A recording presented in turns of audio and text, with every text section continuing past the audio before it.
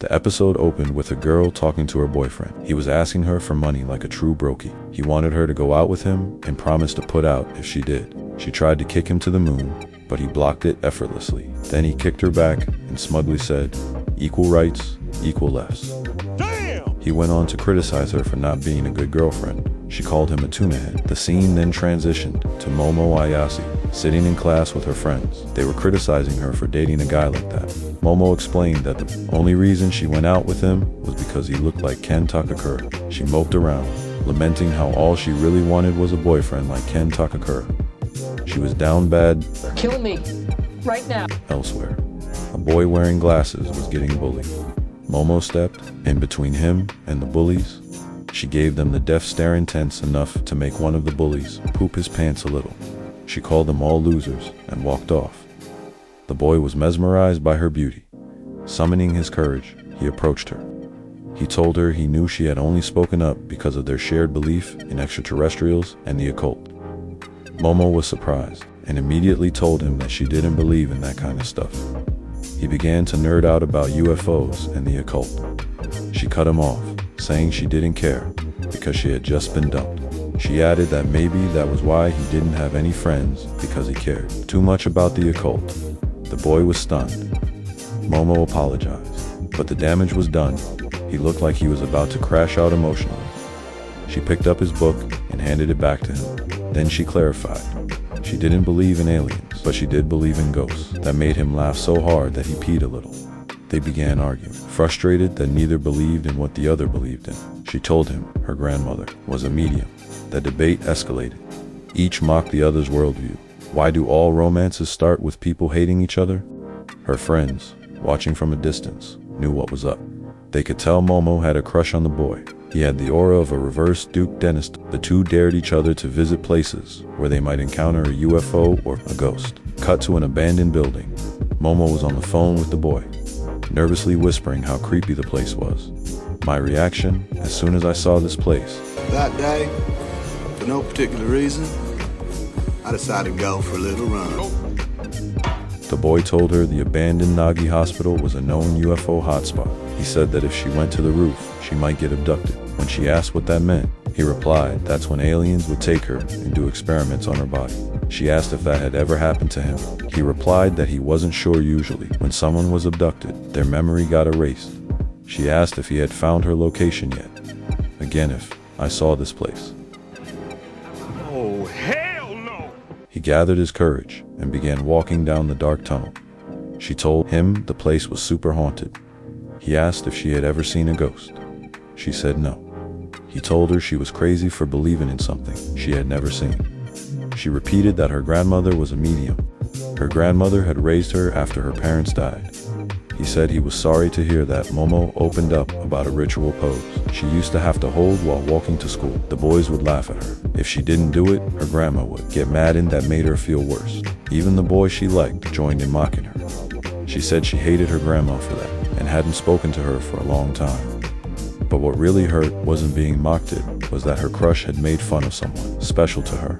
Her grandma had taken her in and raised her with love. Momo believed in ghosts because of that. Then she asked the boy why he believed in aliens. He replied, "You don't need a reason to like something." She agreed on, added that she liked this version of him. On the inside, the boy was celebrating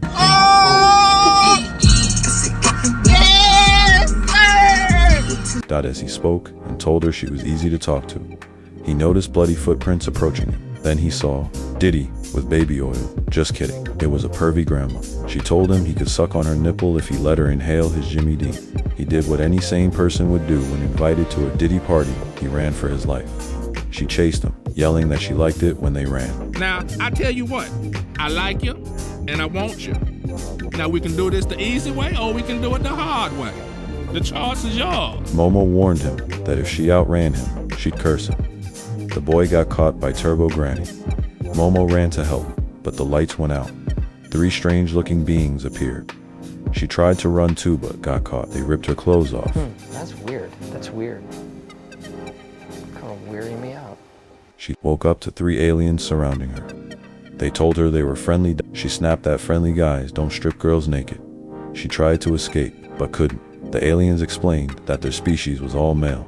They reproduced through cloning, which had halted their evolution and erased all conflict, but also stripped them of emotion. They wanted to use her body to regain their reproductive abilities. What the hell is even that? She screamed that she may have dated a loser, but she never let him take her virginity. The aliens used psychosis to try to arouse her, but she resisted. Then the phone rang. Foot came through the phone. Turbo Granny burst in, wrecking the room. The boy was fighting to regain control of his body. Turbo Granny shouted that she wanted everyone's mandingos. Everybody stay, so let's keep it going. Eggs, bacon, grits. One alien revealed its true form and began to fight. Turbo Granny started attacking their meat sticks. The boy spoke up, heartbroken. He had always wanted to meet aliens. He had no friends. He had waited his whole life. He'd been bullied by humans, ignored by aliens. He hated his life. The girl was the only one who had ever stood up for him. His love for her gave him strength. Then, in a second, he was struck down again. Oh, brother, this guy stinks! Momo had a flashback. Her grandmother had once told her to release her chi. She hadn't wanted two people at school made fun of her. Her grandma told her that releasing her chi would protect her from evil. Momo said she hated it because of the bullying, but she didn't hate her. Grandma just felt embarrassed. Finally, she released her chi. Everyone was shocked. She whispered a thank you to her grandmother and began to fight the aliens. She kicked one of them out of the spaceship, which had been disguised as the moon. She searched for the boy as the ship fell apart, but he was still possessed by Turbo Granny. Momo tried to stop her. Her psychic powers freed him, but Granny still had a hold on him. Granny told Momo that the kid's mandingo was hers. As long as she had it, the curse wouldn't lift. If Momo wanted it back, she'd have to come fight her at the tunnel. The spaceship exploded, crashing into a building. Somehow, they both survived. Now, they each believed in the other's beliefs, but Momo had to use her powers to contain the spirit still lingering inside the boy, or else he'd go berserk. He asked how to get rid of the curse. She said they'd have to punch Turbo Granny's lights out. He got ready to go back to the tunnel and handed Momo his clothes. He told her he didn't want her getting involved since it was his fault. She could tell he cared. She said she'd help him no matter what. He asked if she was sure. She said she was going with him, and that was that. They walked together toward the tunnel. He told her to put his clothes on because he couldn't think straight seeing her half-dressed. Her heart thumped. He reminded her of Ken Takakura. She asked for his name, and that was, in fact, his name. She fell instantly in love, and that's all, folks. If you learned something today, great. If not, at least you burned a few brain cells with me. Don't forget to like, comment, and subscribe. Or don't. I'm not your mom. But if I were, I'd be very disappointed. You didn't hit that bell. Until next time, stay weird, stay wonderful, and remember, life's too short to take advice from strangers on the internet. Unless it's me, of course. Then it is fine. Peace, love, and chicken grease.